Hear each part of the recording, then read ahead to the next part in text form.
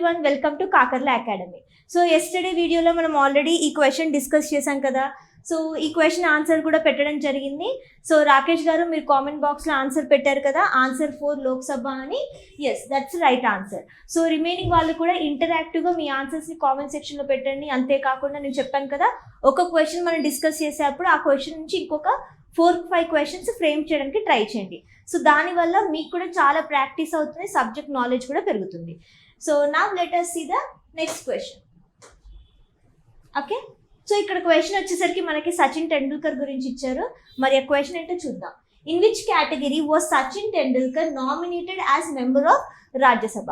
So రాజ్యసభకి సచిన్ టెండూల్కర్ని ఏ విభాగంలో రాజ్యసభ సభ్యునిగా ఎన్నుకోవడం జరిగింది, నియమించడం జరిగిందని చెప్పి అడుగుతున్నారు అనమాట. సో ఆప్షన్స్ ఏంటి? Literature, arts, science, social service.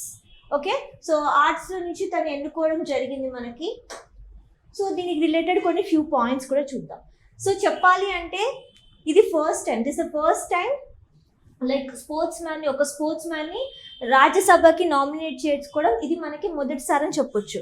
అంతేకాకుండా సచిన్ టెండూల్కర్ వచ్చేసరికి పద్మశ్రీ అవార్డీ కూడా. ఓకే, మరి అసలు ఇలా ఒక స్పోర్ట్స్ మ్యాన్ని ఎన్నుకున్నారు, మరి నామినేట్ చేసుకున్నారు అంటే దానికంటూ ఒక స్పెషల్గా ఒక ప్రొవిజన్ అయితే ఉంటుంది కదా. అది ఏంటి అంటే 4th schedule. Okay, 4th schedule వచ్చేసరికి మనకి ఈ రాజ్యసభ సీట్ అలొకేషన్ గురించి డిస్కస్ చేయడం జరుగుతుంది అనమాట. ఓకే, ఆ 4th షెడ్యూల్లో మనకి రాజ్యసభ సీట్స్ అలొకేషన్ అనేది ఎలా ఉండాలి అని చెప్పి దాంట్లో ఉంటుంది. అంతేకాకుండా మనకి మరి 12 మెంబర్స్ని రాజ్యసభలో 12 మెంబర్స్ని ప్రెసిడెంట్కి నామినేట్ చేయొచ్చు అనమాట. ఓకే, ప్రెసిడెంట్కి ఆ పవర్ ఉంటుంది కాన్స్టిట్యూషన్ ద్వారా. He or she can nominate total 12 members to Rajya Sabha. అలా 12 మెంబర్స్ నుంచి కొంతమందికి ఈ వేరే నాలెడ్జ్ ఉన్న వాళ్ళని కూడా, స్పెసిఫిక్ ఫీల్డ్స్లో నాలెడ్జ్ ఉన్న వాళ్ళని కూడా నామినేట్ చేసుకుంటారు. అలా నామినేట్ చేసుకోబడ్డ వాళ్ళే Sachin Tendulkar. And this was the first time sportsman to be nominated to Rajya Sabha. Okay, next question చూద్దాం. Whose decision is final in deciding whether ఈ bill is a money bill or not? Okay, so నేను క్వశ్చన్కి వెళ్ళే కంటే ముందు నేను first ఏం చేయబోతున్నానంటే మీకు అసలు దీని గురించి చెప్తాను. మనీ బిల్ అంటే ఏంటి, అది ఎలా పాస్ చేస్తారు అనేది నేను మీకు చెప్తాను. ఇదనే కాదు, మీరు ఏది చదివినా సరే, మనీ బిల్ చదివినా ఇంకో బిల్ చదివినా సరే, ఒక అలవాటు మేక్ చేసుకోండి, ఒక ఫ్లో చార్ట్ టైప్లో చదవండి. ఓకేనా? సో నేను మీకోసం అలాంటి ఒక చార్ట్ తయారు చేశాను, ఇక్కడ చూడండి. మీకు వీలైతే ఇది స్క్రీన్ షాట్ తీసుకోండి, or else just make it a note. Okay, you can take the screenshot now. Okay, now coming to the chart. ఇక్కడ అసలు ఏంటి అంటే ఫస్ట్ మనకి మనీ బిల్ అనేది ఎలా ఇంట్రడ్యూస్ చేస్తారో చూద్దాం. మనీ బిల్ వచ్చేసరికి మనకి లోక్సభలో ఇంట్రడ్యూస్ చేస్తారు అండ్ ప్రెసిడెంట్ ఒక ప్రియోర్ నోటీస్ అనేది ఉండాలి. ఓకేనా? అలా లోక్సభలో ఇంట్రడ్యూస్ చేసిన తర్వాత దాన్ని రాజ్యసభకి పాస్ చేస్తారు. కానీ రాజ్యసభకి పాస్ చేయకంటే ముందే స్పీకర్ ఈ బిల్లుని మనీ బిల్ అని చెప్పి నోటిఫై చేస్తారు. సో మనకి ఇప్పుడు ఈ క్వశ్చన్ ఇక్కడ ఎవరు నోటిఫై చేస్తారని అడిగారు. మేబీ నెక్స్ట్ అప్కమింగ్ ఎగ్జామినేషన్లో ఎందుకు నోటిఫై చేస్తారని అడగొచ్చు. సో అలాంటి పాయింట్ ఇక్కడ ముందే ఇంక్లూడ్ చేశాను. ఎందుకు నోటిఫై చేస్తారు అంటే రాజ్యసభ వాళ్ళు ఏ చేంజెస్ యాడ్ చేయకుండా, ఈ బిల్లుకి ఎటువంటి చేంజెస్ ఇంకొన్ని యాడ్ చేయకుండా దీన్ని మనీ బిల్ అని చెప్పి ముందే నోటిఫై చేస్తారనమాట. అలా చేయడం వల్ల ఇంకా ఏ చేంజెస్ రాజ్యసభ యాడ్ చేయడం జరగదు. Okay, so here you can see Speaker notify bill as money bill so that to prevent Rajya Sabha adding changes to the bill. Okay, అలా రాజ్యసభకు పాస్ అయిపోయింది, గుడ్. రాజ్యసభ ఏంటి, మళ్ళీ రికమెండేషన్స్ ఫర్ ఎగ్జాంపుల్ రాజ్యసభకు నచ్చకపోతే changes అయితే మేక్ చేయలేదు, because speaker already inform చేయడం జరిగింది కాబట్టి. కానీ ఇంకేం చేయొచ్చు, నచ్చకపోతే రికమెండేషన్స్ చేయొచ్చు, లేకపోతే లోక్సభకి రిటర్న్ చేయొచ్చు సేమ్ వేలో. Okay, either they can return or else they can recommend few changes, but they cannot make the changes. Okay, so Lok Sabha em chestundi, Lok Sabha can accept the recommendations or cannot accept the recommendations. ఇది కూడా important. మనకి already వేరే ఎగ్జామినేషన్స్లో ఈ question అడగడం జరిగింది. Is it mandatory అని చెప్పి అడిగారు. మ్యాండేటరీ ఏం కాదు, లోక్సభ చాయిస్. అది యాక్సెప్ట్ చేయొచ్చు, యాక్సెప్ట్ చేయకుండా కూడా ఉండొచ్చు. ఓకేనా? మళ్ళీ దీంట్లో మనకి 2 ఆప్షన్స్ ఉన్నాయి. ఫర్ ఎగ్జాంపుల్ రాజ్యసభ రిటర్న్ చేసింది అనుకుందాం బిల్. రాజ్యసభ 14 డేస్లో ఇన్ కేస్ ప్రిస్క్రైబ్డ్ 14 డేస్లో రిటర్న్ చేస్తే అప్పుడు దాన్ని ప్రెసిడెంట్కి అసెంట్ కోసం సెండ్ చేయడం జరుగుతుంది. ఒకవేళ రాజ్యసభ లోక్సభకి 14 daysలో రిటర్న్ చేయలేదు, 14 daysలో రిటర్న్ చేయకపోతే అప్పుడు బిల్ అనేది బోత్ ద హౌజెస్తో పాస్ అవ్వాల్సి ఉంటుంది అనమాట. బోత్ ద హౌజెస్ మనకి బిల్ పాస్ చేయాలి. ఓకే, ఈ బిల్ ఏదైతే పాస్ చేస్తున్నారో 2 houses అది ఎలా ఉండాలి అంటే మనకు లోక్సభలో ఎలా అయితే ఇంట్రడ్యూస్ చేశారో అదే విధంగా వాళ్ళు సేమ్ బిల్ మళ్ళీ పాస్ చేయాలి. దాని తర్వాత ప్రెసిడెంట్కి పంపిస్తారు అసెట్ కోసం. ఓకేనా? సో ఇది మీరు ఇక్కడ నుంచి గుర్తుపెట్టుకోండి. యాక్సెప్ట్ చేయొచ్చు, లేకపోతే యాక్సెప్ట్ చేయకుండా ఉండొచ్చు. మళ్ళీ దీంట్లో మనకి 2 cases ఉంటాయి. ఒకటి రిటర్న్ చేస్తే సిచ్యువేషన్ ఏంటి, రిటర్న్ చేయకపోతే సిచ్యువేషన్ ఏంటి రాజ్యసభ. ఓకేనా? సో ఇలా మనకి థింగ్స్. ఇప్పుడు మనం క్వశ్చన్ కొద్దాం. సో ఈ బిల్ అంతా చూసిన తర్వాత మీరు దీనికి ఆన్సర్ ఈజీగా పెట్టేసేయచ్చు. Whose decisions final and deciding అంటే డిసైడ్ చేయడం ఎవరు డిసైడ్ చేస్తారు, ఎవరు నోటిఫై చేస్తారు అన్నది స్పీకర్ నోటిఫై చేయడం జరుగుతుంది. Okay, next collegium system of appointment of Supreme Court judges derive the sanction from. ఇది ఆల్రెడీ మనం నిన్న వీడియోలో డిస్కస్ చేసాము. కొలీజియం సిస్టమ్ అంటే ఏంటి, దాంట్లో ఎవరు ఉంటారు ఏంటి అని ఆల్రెడీ డిస్కస్ చేశాను. బట్ మీకు ఒక చిన్న వేరే బ్రీఫ్ థింగ్స్ కూడా చెప్తాను, బ్రీఫ్ పాయింట్స్. ఓకేనా? సో అసలు ఈ కొలీజియం సిస్టమ్ ఏంటి అంటే ఇది అపాయింట్మెంట్, ఇంకా జడ్జెస్ని ట్రాన్స్ఫర్ చేయడానికి, అపాయింట్మెంట్ చేయడానికి ఉన్న సిస్టమ్ అనమాట. ఇది వచ్చేసరికి మనకి ఎలా ఎవాల్వ్ అయింది, ఎలా స్టార్ట్ అయింది అసలు అంటే సుప్రీంకోర్టు జడ్జిమెంట్స్ ద్వారా స్టార్ట్ అయింది. అంటే ఇప్పుడు ఒక కేసు ఉంది, ఆ కేసు నుంచి వచ్చిన ఒక జడ్జిమెంట్ ఉంటుంది కదా, దాన్ని మళ్ళీ ఇంకో నెక్స్ట్ కేసు ద్వారా మార్చడం, మళ్ళీ మార్చడం, అలా స్లోగా ఎవాల్వ్ అయింది మనకి కొలీజియం సిస్టమ్. అంతేకాని ఇది ఏ పార్లమెంట్ యాక్ట్తోనో లేకపోతే ఏ కాన్స్టిట్యూషనల్ ప్రొవిజన్ ద్వారా కానీ ఇది మనకి రావడం జరగలేదు అనమాట. ఓకేనా? సో ఇది మనకి చాలా ఇంపార్టెంట్ ఈ పాయింట్. నేను ఎక్కడైనా స్టార్ పెడుతున్నానంటే మీరు ఒక చిన్న బుక్లో నోట్ చేసుకోండి, ఇట్స్ వెరీ ఇంపార్టెంట్ అని అర్థం. మరి దీంట్లో ఎవరు మెంబర్స్ ఉంటారు? ఈ సుప్రీం కోర్ట్ కొలీజియం వచ్చేసరికి సింపుల్గా చెప్పాలంటే ప్యానెల్ ఆఫ్ జడ్జెస్. దీన్ని హెడ్ చేసేది ఎవరు అంటే chief justice of India. Okay, chief justice of India head చేస్తారు. అంతేకాకుండా మనకి 4 other సీనియర్ మోస్ట్ జడ్జెస్ ఉంటారు. ఓకే, సుప్రీం కోర్ట్ సంబంధించిన వాళ్ళు 4 other సీనియర్ మోస్ట్ జడ్జెస్ కూడా ఉంటారు. అంటే టోటల్గా మనకి 5 members, ఒకరు హెడ్ చేసేవాళ్ళు and the other 4 are the members. Okay, so ఇక్కడ మనకి దీనికి రిలేటెడ్ కాన్స్టిట్యూషనల్ ప్రొవిజన్స్ ఏంటి, జడ్జెస్ని అపాయింట్ చేయడానికి కాన్స్టిట్యూషనల్ ప్రొవిజన్స్ ఏంటి అంటే ఆర్టికల్ 124 clause 2, ఆర్టికల్ 270.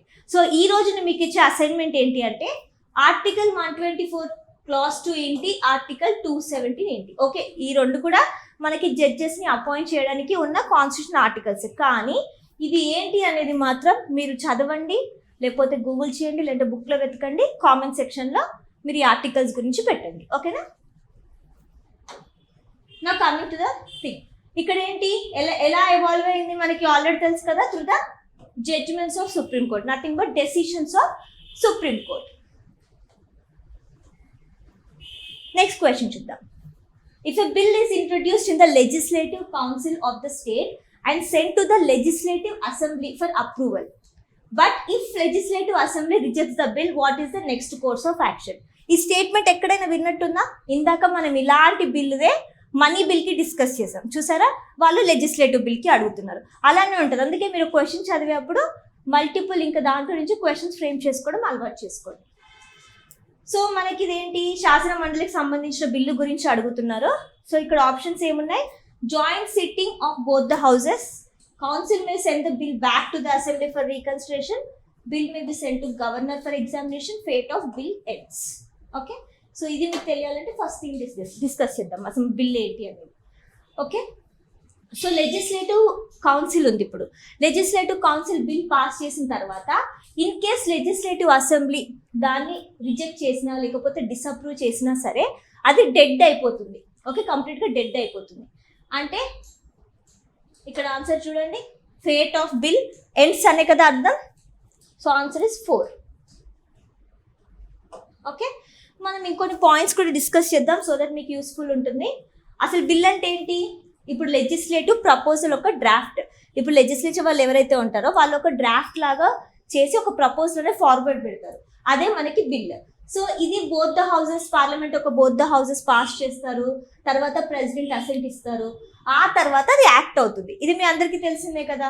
ఈ లెజిస్లేటివ్ ప్రాసెస్ అనేది మరి ఎలా స్టార్ట్ అవుతుంది అంటే బిల్లుని ఐదర్ హౌసెస్లో ఇంట్రొడ్యూస్ చేసినప్పుడు, maybe Lok Sabha or Rajya Sabha. Okay, ఈ బిల్ అనేది ఎవరు ఇంట్రడ్యూస్ చేయొచ్చు? మినిస్టర్ ఇంట్రడ్యూస్ చేయొచ్చు, లేదా ప్రైవేట్ మెంబర్ కూడా ఇంట్రడ్యూస్ చేయొచ్చు. లెజిస్లేటివ్ కౌన్సిల్ ఏదైతే ఉందో అది మాత్రం ఓన్లీ 4 months మాత్రమే బిల్ని విత్ హోల్డ్ చేయడానికి అవుతుంది. అంటే నేను అలానే పెట్టుకుంటాను ఒక 10 సంవత్సరాల పాటు అంటే నో, 4 months మాత్రమే వాళ్ళు విత్ హోల్డ్ చేయొచ్చు అనమాట. This is very very important. Okay, next, ఈ బిల్ అనేది మనకి లా అవ్వదు. బిల్ డస్ నాట్ బికమ్ లా. ఎప్పటి వరకు లా అవ్వదు అంటే until it is passed by legislature. Legislature pass చేసేంత వరకు అది మనకి లా అవ్వదు. ఓకే, అంతేకాకుండా ఈ బిల్స్ అనేవి మనకి లెజిస్లేచర్లో ఇంట్రొడ్యూస్ చేస్తారు, వాటిని డిస్కస్ చేస్తారు, డిబేట్ చేస్తారు, వాటిపైన ఓట్ చేస్తారు. అప్పుడు అది మనకి ఫర్దర్ పాస్ చేసుకుని అది యాక్ట్ అనేది అవ్వడం జరుగుతుంది. ఓకేనా? Next, total number of ministers including the chief minister in a state should not be less than. Okay, should not be less than అని అడుగుతున్నారు. సో ఇది కూడా మనకి తెలియాలంటే కొంచెం పాయింట్స్ చూడాలి. సో మనకి total number of ministers including chief minister in the council of ministers వచ్చేసరికి మనకి 15%. ఓకే, మినిస్టర్స్తో కలుపుకొని, చీఫ్ మినిస్టర్తో కలుపుకొని టోటల్ నెంబర్ ఆఫ్ మినిస్టర్స్ ఎవరైతే ఉంటారో వాళ్ళు 15% దాటకూడదు అనమాట. Should not exceed 15% of total number of members. Okay, మొత్తం మెంబర్స్లో 15% అనేది దాటకూడదు. అది మనకి మెయిన్. ఓకే, మరి టోటల్ నెంబర్ ఆఫ్ మెంబర్స్ అంటే ఎక్కడ మెంబర్స్? లెజిస్లేటివ్, స్టేట్ లెజిస్లేటివ్ అసెంబ్లీలో ఇప్పుడు మెంబర్స్ ఉన్నారు అనుకుందాం. ఫర్ ఎగ్జాంపుల్ ఒక 30 మెంబర్స్ ఉన్నారు అనుకుందాం, జస్ట్ సపోజ్. సో ఆ 30 మెంబర్స్లో ఏంటంటే 15% అనేది దాటకుండా ఉండాలన్నమాట, అది రూల్.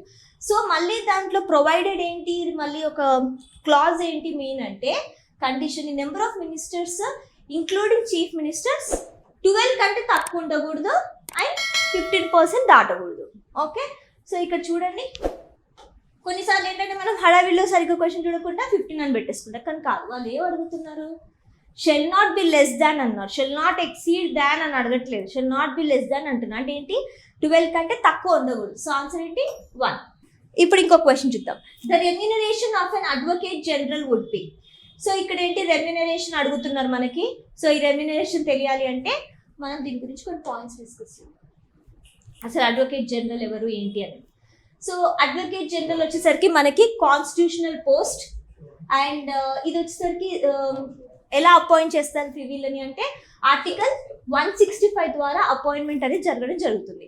మరి వీళ్ళకున్న పవర్స్ ఏంటి అంటే వీళ్ళు ఇప్పుడు both the houses, state legislature ఒక బోత్ ద హౌసెస్లో పార్టిసిపేట్ చేయొచ్చు అండ్ అంతేకాకుండా మాట్లాడవచ్చు, right to speak and to take part in the proceedings of both the houses of state legislature. అంతేకాకుండా మనకి ఇప్పుడు స్టేట్ లెజిస్లేచర్ ఒక కమిటీ ఉంటుంది కదా, ఆ కమిటీకి సంబంధించిన ప్రొసీడింగ్స్లో కూడా దీనికి పార్టిసిపేట్ చేయడానికి పవర్ అనేది ఉంటుందన్నమాట. ఓకే, నెక్స్ట్, అండ్ అంతేకాకుండా అన్ని ప్రివిలేజెస్, ఇమ్యూనిటీస్ అవన్నీ కూడా దీనికి అవైలబుల్ ఉంటాయి. ఎవరితో సమానంగా ఈ ప్రివిలేజెస్, ఇమ్యూనిటీస్ అవైలబుల్ ఉంటాయంటే సేమ్ ఒక స్టేట్ లెజిస్లో ఒక మెంబర్ ఎవరైతే ఉంటారో వాళ్ళకి ఏవైతే ప్రివిలేజెస్ ఉంటాయో అవి అడ్వకేట్ జనరల్కి కూడా అవైలబుల్ అనేవి ఉంటాయి అన్నమాట. Okay, so now coming to the question, the remuneration of advocate general would be equal to that of high court judge as determined by the governor, equal to that secretary of state, equal to that of cabinet secretary of the state or cabinet minister of the state. So దీనికి మీరు answer comment సెక్షన్లో పెట్టండి, same as it is. మనం రేపు discuss చేద్దాం దీని answer మాత్రం. ఇక్కడ చూడండి, as per article 243 of the constitution the following would be members of Gram Sabha. ఇది కూడా మనం ఆల్రెడీ ముందు వీడియోలో డిస్కస్ చేసాము చెప్పాలి అంటే. సో మీరు యాక్చువల్గా డైరెక్ట్ పెట్టొచ్చు. సింపుల్ క్వశ్చన్ చెప్పాలంటే all adults with age of 18 years and above in panchayat area, all voters for as per electoral rolls relating to panchayat area. So ఇక్కడ వచ్చేసరికి మన గ్రామ్ సభ మెంబర్స్ అంటున్నారు. అంటే సింపుల్గా మీకు అసలు గ్రామ్ సభ ఏమో తెలియకపోయినా, సంథింగ్ విలేజ్ రిలేటెడ్ అని తెలిసినా చాలు, అఫ్ కోర్స్ అడల్ట్స్ అనే వర్డ్ బట్టి మీరు ఈ ఆప్షన్ తీసేయచ్చు. అండ్ ఇక్కడ చూడండి ఆల్ ఓటర్స్ అన్నారు, ఇక్కడ ఆల్ పర్సన్స్, ఇది కూడా మీరు ఆప్షన్ తీసేయచ్చు. All citizens residing in panchayat reside చేసే వాళ్ళు కాదు, అంటే అందరు సిటిజన్స్ కాదు, ఓటర్స్. అందరు సిటిజన్స్ అని చెప్పలేం కదా మనం. ఇప్పుడు ఒక 3 years కిడ్ కూడా సిటిజనే అవుతారు, ఇండియన్ సిటిజన్. బట్ అలా అని చెప్పేసి ఎలక్షన్లో పార్టిసిపేట్ చేసే రైట్స్ ఉంటాయా? నో. సో ఓటింగ్ రైట్స్ ఉంటాయి, ఉండవు కదా. Answer is 2. దీని గురించి మనం కొంచెం డిస్కస్ చేద్దాం. గ్రామ సభ గురించి. అసలు గ్రామ సభ ఏంటి? ఇది ఒక బాడీ. దీంట్లో ఎవరు ఉంటారు అంటే ఎవరైతే మనకి ఎలక్టోరల్ రోల్స్లో రిజిస్టర్ అయి ఉంటారు. ఎలాంటి ఎలక్టోరల్స్? మరి విలేజ్కి సంబంధించిన ఎలక్టోరల్ రోల్స్ రిజిస్టర్ అయిన ఓటర్స్ ఎవరైతే ఉంటారో, అంటే ఎస్పెషల్లీ ఆ పంచాయతీకి, విలేజ్ లెవెల్లో ఆ పంచాయతీకి సంబంధించిన వాళ్ళు ఎవరైతే ఉంటారో మనకి వాళ్ళు ఈ గ్రామ సభలో మెంబర్స్గా ఉంటారు అనమాట. సో అసలు మరి ఇక్కడ ఏమన్నా నేను comprise with in area of Panchayat అన్నాను. అసలు పంచాయత్ అంటే ఏంటి? పంచాయత్ అంటే సెల్ఫ్ గవర్నమెంట్ ఇన్స్టిట్యూషన్. మరి అసలు ఇదేలా మనకి ఫామ్ అవ్వడం జరిగింది, ఎస్టాబ్లిష్ అవ్వడం జరిగింది అంటే ఆర్టికల్ 243B ద్వారా. ఓకే, రూరల్ ఏరియాస్లో. అండ్ పంచాయత్ ఏరియా అంటే ఏంటి? పంచాయత్కి సంబంధించిన టెరిటోరియల్ ఏరియా. అండ్ విలేజ్ అంటే ఏంటి? ఈ విలేజ్ అనేది ఏంటంటే విలేజ్ స్పెసిఫైడ్ బై గవర్నర్. ఎలా స్పెసిఫై చేస్తారు గవర్నర్ అంటే పబ్లిక్ నోటిఫికేషన్ ద్వారా ఇది విలేజ్ అని చెప్పి స్పెసిఫై చేయడం జరుగుతుంది. దేనికి అలా స్పెసిఫై చేస్తారంటే for the same purpose. Okay, గ్రామ సభ అక్కడ ఫామ్ చేయొచ్చా లేదా అన్న దాని గురించి, ఇంకా వాళ్ళ ఒక సెల్ఫ్ గవర్నమెంట్ గురించి మనకి ఇలా చెప్పడం జరుగుతుంది. As per the recommendations of 14th Finance Commission, the proportion of basic grant and performance grant out of the total grant to a duly constituted panchayat would be in the ratio of. Okay, ఇది వచ్చేసరికి మనకు 90:10. ఎందుకు అనేది నేను చెప్తాను. ఈ distribution ఏదో ఇద్దాం. సో ఇక్కడ వీళ్ళు 14th Finance Commission ఇచ్చి అడుగుతున్నారు కదా. క్వశ్చన్ చూడండి, 14th Finance Commission కూడా ఇచ్చి దానికి రిలేటెడ్ ఫ్యాక్ట్ అడుగుతున్నారు. సో ఈ 14th Finance Commission వాళ్ళు మెయిన్ ఏం పెట్టుకున్నారంటే ఈ డిస్ట్రిబ్యూషన్ అనమాట. గ్రాంట్స్ డిస్ట్రిబ్యూషన్, ఎస్పెషల్లీ స్టేట్స్కి గ్రాంట్స్ అనేది ఎలా డిస్ట్రిబ్యూట్ చేయాలి అని. సో అది వాళ్ళకి ఎలా చేశారు అంటే 2011 పాపులేషన్ డేటా బేస్ చేసుకొని మనకు అది చేయడం జరిగింది. ఓకేనా. సో అది ఎలా? With the weight of 90% and an area with the weight of 10%. Okay, that is nothing but 90:10. And మనకి ratio basic to performance grants ratio వచ్చేసరికి ఎస్పెషల్లీ ఫర్ పంచాయత్స్ వచ్చేసరికి 90:10, మున్సిపాలిటీకి వచ్చేసరికి వాళ్ళు 80:20 ఫాలో అయ్యారు. 90:10, 80:20. మనకి ఇప్పుడు ఎగ్జామినేషన్ ఇది అడగొచ్చు, maybe next examination they may ask 80:20. We never know. So మీరు రెడీగా ఉండాలి. అండ్ ఇక్కడ టోటల్ గ్రాంట్ ఏంటి అంటే 2,87,436 crores. అది 5-year పీరియడ్కి ఉంటుంది అనమాట టోటల్ గ్రాంట్. ఇందులో పంచాయత్స్కి వాళ్ళు ఇచ్చిన గ్రాంట్స్ ఎంత అంటే 2,02,292. ఓకే, అండ్ అంతేకాకుండా ఈ రిమైనింగ్ పార్ట్ ఏదైతే ఉంటుందో అదంతా కూడా మున్సిపాలిటీస్కి ఇవ్వడం జరిగింది. Next question, the percentage of distribution of revenue from taxes between centre and states is recommended by. So ఇక్కడ మీరు అబ్జర్వ్ చేస్తే ఈజీగా డైరెక్ట్గా మనకి సెంటర్ స్టేట్ డిస్ట్రిబ్యూషన్ వరుసగా 3 questions, విలేజ్ పంచాయత్ రిలేటెడ్ వరుసగా 3 questions, election commission related 2 questions. అంటే ఒక టాపిక్ నుంచి మనకి 2 questions, 3 questions అలా వస్తున్నాయి. సో మీకు ఏమర్థమైంది? ఒక టాపిక్ మీరు చదివేటప్పుడు పర్ఫెక్ట్గా చదవడానికి ట్రై చేయండి. ఓకేనా. సో ఇక్కడ ఏంటి పర్సెంటేజ్ అనేది ఎవరు డిసైడ్ చేస్తారని చెప్పి అడుగుతున్నారు. నీతి Aayog, inter state council, national development council, finance commission. ఇది అసలు మీకు ఏం తెలియకపోయినా కూడా పెట్టచ్చు, రెవెన్యూ అంటే ఫినాన్స్ కమిషన్ అని చెప్పేసి. అంతే కదా, money related of course finance commission will take care. మనం కొన్ని పాయింట్స్ అయితే చూద్దాం. 15th Finance Commission ఏదైతే ఉందో వాళ్ళ ఒక మెయిన్ ఆబ్జెక్టివ్ ఏంటంటే స్టేట్స్ షేర్ మెయింటైన్ చేయడం అనమాట. ఇందులో in the divisible pool of taxes ఎంత పర్సెంటేజ్ వరకు? 41%. ఓకేనా. మరి వాళ్ళు చూస్ చేసుకున్న పీరియడ్ ఏంటి, స్టార్టింగ్ పీరియడ్ ఏంటి అంటే 2021 to 22 for the 5-year period. Okay. And finance commission గురించి కూడా కొన్ని పాయింట్స్ చూద్దాం. అసలు అది ఎలా ఫామ్ అయింది ఏంటి అంటే, ఫినాన్స్ కమిషన్ వచ్చేసరికి మనకి ప్రెసిడెంట్ ఆఫ్ ఇండియా కాన్స్టిట్యూట్ చేయడం జరిగింది. ఏ ఆర్టికల్? ఆర్టికల్ 280. ఓకే. అండ్ అంతేకాకుండా మనకి దీని యొక్క మెయిన్ వర్క్ ఏంటి? ఫినాన్స్ కమిషన్ అసలు ఏం చేయాలి అంటే సెంట్రల్ గవర్నమెంట్కి స్టేట్ గవర్నమెంట్కి మధ్యలో ఉన్న ఫినాన్షియల్ రిలేషన్స్ని డిఫైన్ చేయడమే వాళ్ళ మెయిన్ వర్క్ అనమాట. ఓకే. మరి ఫస్ట్ ఫినాన్స్ కమిషన్ అనేది మనకి ఎలా కాన్స్టిట్యూట్ అయింది అంటే 1951లో అది ఎస్టాబ్లిష్ చేయడం జరిగింది, స్థాపించడం జరిగింది మొదటిది. మరి దానికి ఉన్న చైర్మన్ ఎవరు అంటే కేసీ నియోగి. ఇది కూడా చాలా ఇంపార్టెంట్. సో మనకి నెక్స్ట్ టైం ఎగ్జామినేషన్లో క్వశ్చన్ డైరెక్ట్గా అడగొచ్చు, ఫస్ట్ ఫినాన్స్ కమిషన్ యొక్క చైర్మన్ ఎవరని చెప్పేసి. So K C Niyogi. ఇక్కడ ఇంకో question, the maximum limit placed by the constitution on levy per annum on professional tax is అని చెప్పి అడుగుతున్నారు. Okay, professional tax related. ఓకేనా? సో అసలు మనకి ప్రొఫెషనల్ ట్యాక్స్ ఏంటో చూద్దాం. ఫస్ట్ ప్రొఫెషనల్ ట్యాక్స్ ఏంటి అంటే, ఒక స్టేట్ గవర్నమెంట్ వచ్చేసరికి మనకి ఒక ఇండివిజువల్ పైన, ఒక ఇండివిజువల్ ఏదైనా ఎర్న్ చేసే ఉంటుంది కదా, అంటే ఏ మీడియం ద్వారా అయినా సరే ఒక ఇండివిజువల్ ఎర్న్ చేసే ఇన్కమ్ ఏదైతే ఉంటుందో ఆ ఇన్కమ్ పైన స్టేట్ గవర్నమెంట్ ట్యాక్స్ వేస్తారు అనమాట. అది మనకి ప్రొఫెషనల్ ట్యాక్స్. మరి దీంట్లో ఏమి ఇంక్లూడ్ అయి ఉంటుంది, ఎవరు ఇంక్లూడ్ అవుతారు అంటే, includes all kinds of individuals from all professions, trade కాలింగ్స్, employments and trades. Okay, ఇలా అందరు ఇండివిజువల్స్ ఇంక్లూడ్ అయి ఉంటారు. అండ్ మరి ఇలా ప్రొఫెషనల్ ట్యాక్స్ అనేది డిడక్ట్ చేస్తుంది కదా గవర్నమెంట్, వాళ్ళు ఎలా డిడక్ట్ చేస్తున్నారంటే under this section 16 clause 3 of income tax act 1961.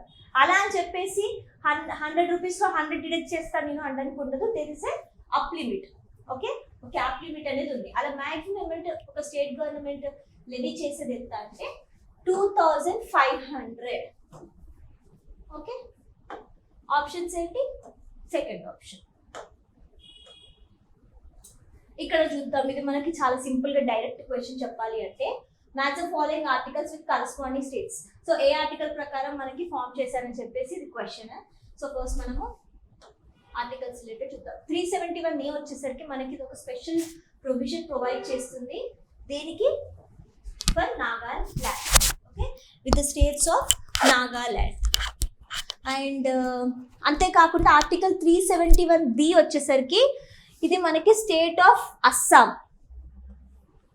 Okay, and article 371C వచ్చేసరికి ఏంటంటే మనకి state of Manipur. And next article 371F వచ్చేసరికి ఏంటంటే state of Sikkim. 371G is with state of Mizoram. So coming to the options over here, ఇక్కడ చూడండి 371A ఏం చెప్పాను నేను? Nagaland. And 371B Assam, 371C Manipur, and 371F is Sikkim. Okay, so దీన్ని బట్టి మీకు ఏం అర్థమవుతుంది? Option is 3. ఓకే, సో ఇది ఒకసారి మీరు నోట్ చేసుకోండి, అన్ని ఆర్టికల్స్ ఏ స్టేట్కి సంబంధించిన స్పెషల్ ప్రొవిజన్స్ అని చెప్పేసి. సో ఇక్కడ మన next question, as per 5th schedule of the constitution how many members shall be there in tribes advisory council to be constituted by state? Okay, up to 10, up to 20, up to 25 and up to 50. Okay, so ఈ question గురించి మనం next క్లాసెస్లో discuss చేద్దాం. Thank you guys.